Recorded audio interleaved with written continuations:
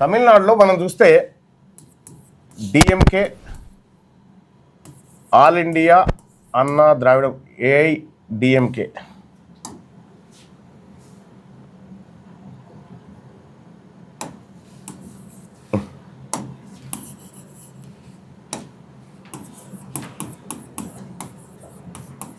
తర్వాత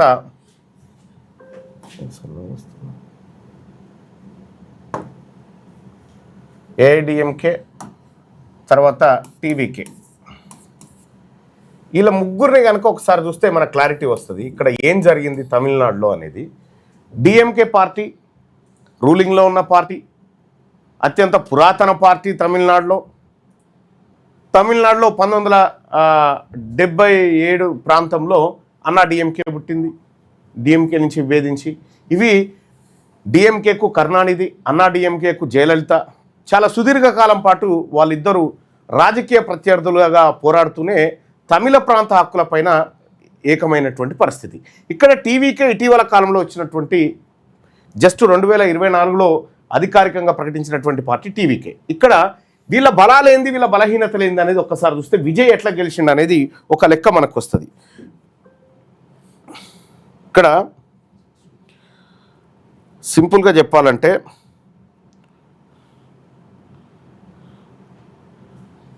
డిఎంకేకు విస్తృతమైనటువంటి సంపద ఉంది, డబ్బు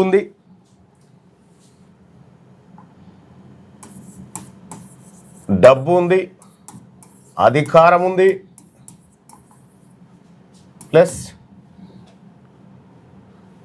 మీడియా ఉంది.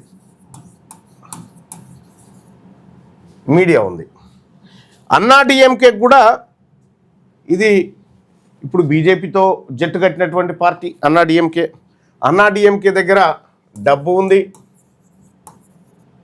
తర్వాత కేంద్రంలో అధికారం ఉంది, ప్లస్ మీడియా ఉంది. ఇక్కడ టీవీకే విషయానికి వస్తే చాలా ఇంట్రెస్టింగ్ పాయింట్ ఏంటంటే వీళ్ళ కాడ డబ్బు లేదు, అధికారం లేదు, మీడియా లేదు. ఈ మూడు లేవు వీళ్ళ కాడ. నిన్న తమిళనాడు ఎన్నికల్లో ఒక్క అనా పైసా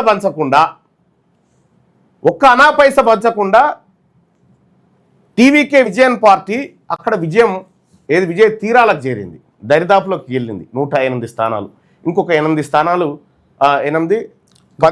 తక్కువ ఉన్నాయి. ఆ 10 స్థానాలు ఎట్లా భర్తీ చేసుకుంటుందనే తర్వాత విషయం అయితే, ఎన్నికల్లో పోటీ చేసిన మొట్టమొదటిసారే ఈ మూడు లేవు. ఈ మూడు టీవీకే దగ్గర లేవు. చాలా ఇంట్రెస్టింగ్ పాయింట్ చూడండి. ఇక్కడ డబ్బు ఉంది, అధికారం ఉంది, మీడియా ఉంది, అన్నా డిఎంకేకు ఉంది, డిఎంకేకు ఉంది. వాటి లెక్క కూడా మనం ఒకసారి చూసుకుంటే డిఎంకే,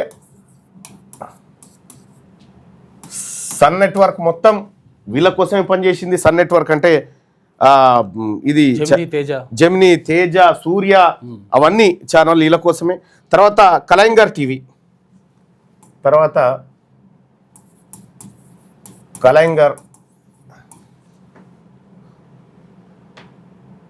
ఇవి చాలా క్లియర్గా కళానిధి మారన్, ఆ తర్వాత కరుణానిధి కుటుంబాలకు సంబంధించినటువంటి టీవీ ఛానల్ అయితే,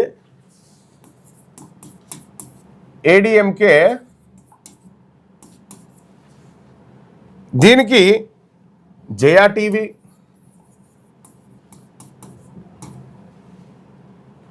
జయా ప్లస్,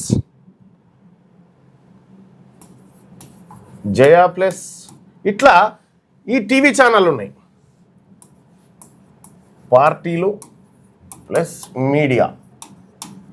ఇక డబ్బు విషయం అయితే చెప్పాల్సిన పనే లేదు. ఇక ఇంకొకటి ఇదే జయా టీవీకి న్యూస్ జే అని ఉంటుంది. ఏది వీళ్ళకి అన్నా డిఎంకేకు న్యూస్ జే అనేటువంటి ఒక ఛానల్ ఉంటుంది. ఆ తర్వాత పుత్యా తలైమురై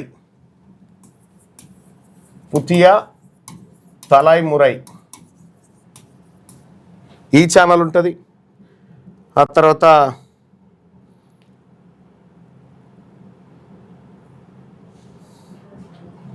వసంత్ టీవీ అని ఉంటుంది, కాంగ్రెస్కి అనుకూలం అంటే డిఎంకేకే వసంత్.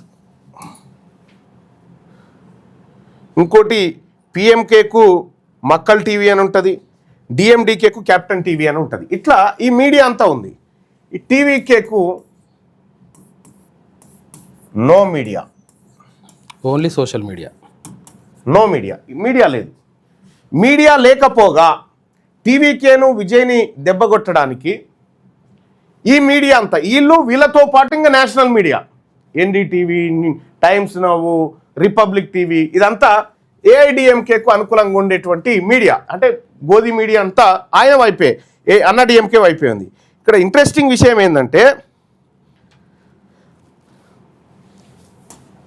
టీవీకే విజయ్ని దెబ్బగొట్టడానికి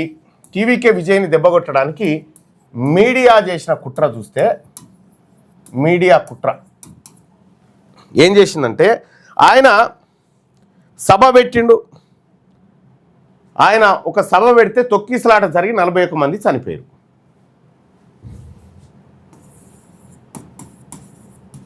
తొక్కిసలాట 41 మంది మరణం. ఇది రెండోది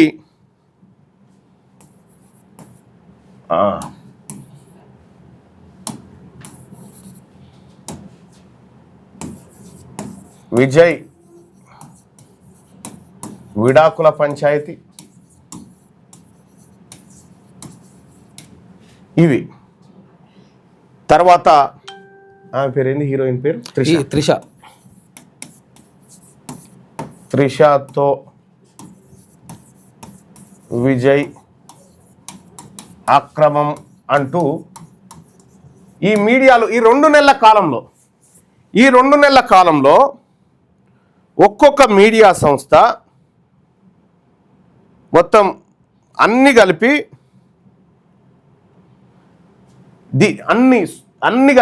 మీడియాలో అన్ని కలిపి దాదాపుగా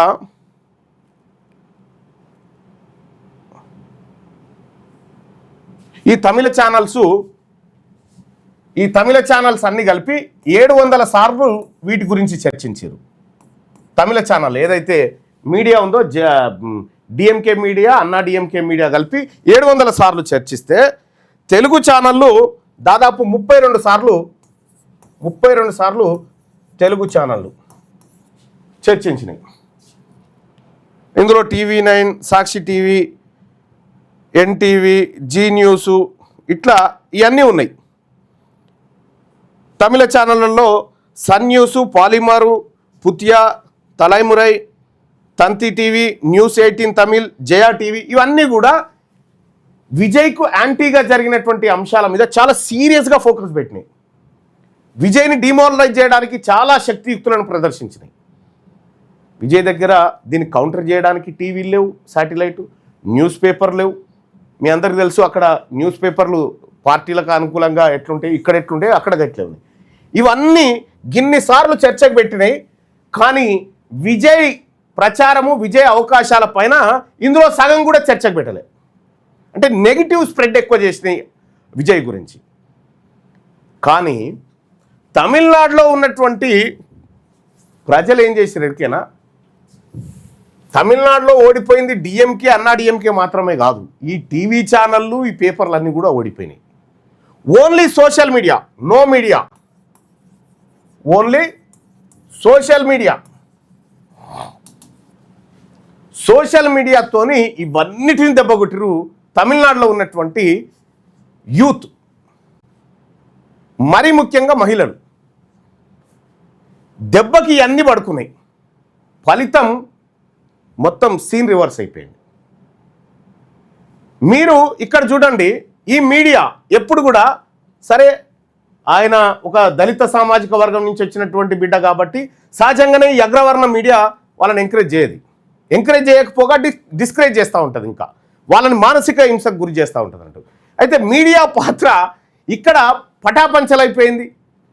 ఎవడు నమ్మే పరిస్థితి లేకుండా అయిపోయింది. అక్కడ మీడియా ఎంత కంగారు పడ్డి, ఎంత ఆగమాగం చేసినా కూడా ఆఖరికి టీవీకే పార్టీకి 108 సీట్లను కట్టబెట్టారు. ఇది తమిళనాడులో కాదు, అన్ని చోట్ల ఇదే మీడియా. సాంప్రదాయ పార్టీలు ఏవైతే అగ్రవర్ణ పార్టీలు ఉన్నాయో వాళ్లకు వంత పాడతాయి అంతే. మెజారిటీ ప్రజలకు ఆ ప్రజల్లోంచి ఏదైనా పార్టీ వచ్చినా లేకపోతే ఇంకేదైనా వచ్చినా దాని మీద బురద తగులుతాయి.